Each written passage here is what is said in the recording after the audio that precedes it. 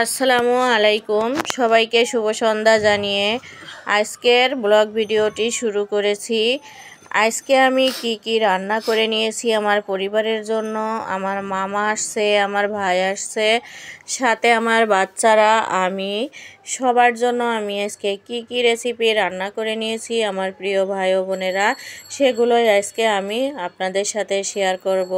এখানে তো এই যে আমি আজকে সব কেটে কুটে মশলা, এখানে পেঁয়াজ কেটে দিয়েছি, রসুন, শুধু আদা, জিরা আর ধনিয়া গুঁড়া দিয়েছি বেটে, এই তো।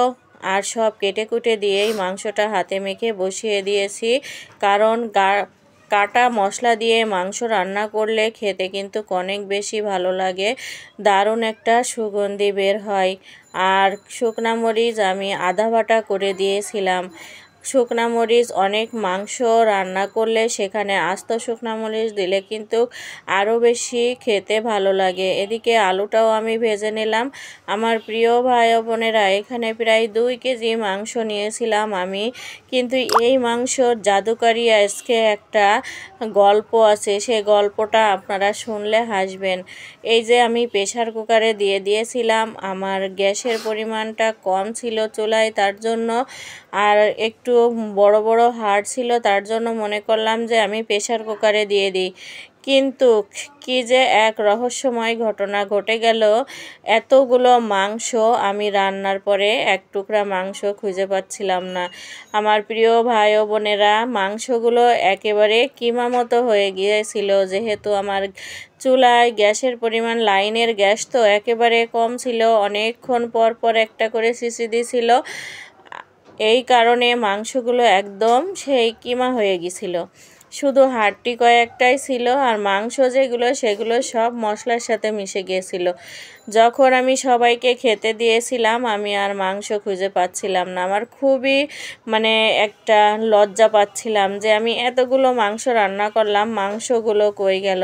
এদিকে তো ওই যে ডিমটাও আমি গেবি করে ভুনা করে নিচ্ছিলাম। তারপরে অনেকগুলো বেগুন ভেজে নিয়েছিলাম। আমার ভাই আসবে, বেগুন ভাজবো না তা কি হয়, আমার ভাইটার খুব পছন্দ পোলাওর সাথে বেগুন ভাজি।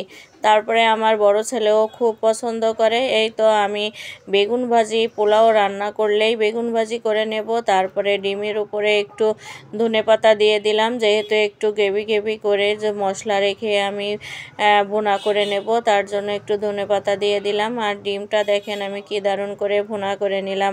আমার প্রিয় ভাই ও বোনেরা, যে যেখান থেকে আমার ভিডিওটি দেখা শুরু করেন, একটি লাইক দিয়ে শুরু করবেন। প্রথমে পুরো ভিডিওটি ফুল ওয়াচ করবেন, করে আমাকে সুন্দর সুন্দর কমেন্ট করতে ভুলবেন না জানি। যে সকল প্রিয় ভাই ও বোনেরা আমার চ্যানেলটি সাবস্ক্রাইব করে নিয়েছেন, তাদেরকে আমার অন্তরের অন্তঃস্থল থেকে অসংখ্য ধন্যবাদ জানাই।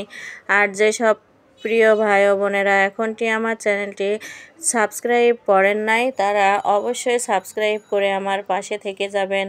আর এদিকে তো আমি সবার লাস্টে খাবার দাবার রেডি করে মাছটা ফ্রাই করে নিয়েছিলাম, যাতে করে মাছটা গরম থাকে, পোলাওর সাথে খেতে ভালো লাগে। এদিকে একটা ডেজার্ট তৈরি করে নিয়েছিলাম, দইয়ের উপরে আমি ডালিম, বেদেনা বা আনার যেটাই বলেন না কেন দিয়ে দিয়েছিলাম। দেখতে অনেক সুন্দর লাগছিল ডেজার্টটা। সবাই আমরা খাওয়া দাওয়া শেষ করে খেয়ে নেব। আর এদিকে দেখেন মাংস, আমি যে গল্প করলাম, একদম হাড় ছাড়া কোনো মাংসই খুঁজে পাবেন না, পুরা ঝোলের সাথে একেবারেই মিশে গিয়েছিল মাংসগুলো। তাই এদিকে আমি গরুর মাংস রান্না করে নিলাম, বড় এক পাতিল পোলাও রান্না করে নিলাম, সালাদ কেটে নিয়েছিলাম, বেগুন ভাজি, ডিম ভুনা, ইলিশ মাছ ফ্রাই। আমার ইলিশ মাছ ফ্রাইটা কি দারুণ করে আমি ভেজে নিয়েছি আমার প্রিয় ভাই ও বোনেরা। দেখেন খুবই, প্রত্যেকটা খাবার খুবই লোভনীয় হয়েছিল। এই মামা তো বলছে মামা পাগলের মতো কত কি রান্না বান্না করে নিয়েছিল। এই যে আমার ভাই বেগুন খুব পছন্দ করে পোলাওর সাথে, আমি বেগুন ভাজি করতে তার জন্য কখনোই ভুলি না। আর ইলিশ মাছটার পেটের ভিতরে কিন্তু ডিম ছিল, এরকম ডিমওয়ালা ইলিশ মাছ ভাজি করলে খেতে কিন্তু অনেক মজা লাগে। আর এ হলো আমার মামা, অসুস্থ তাই চোখের ডাক্তার দেখাতে আসছে। আর এদিকে তো খাওয়া দাওয়া শেষ হয়ে গেল, তারপরে এই যে সবাইকে খাওয়া দাওয়ার পরে আমি দইটা খেতে দিচ্ছিলাম। সবাই ভালো থাকবেন, আমার পরিবারের জন্য দোয়া করবেন।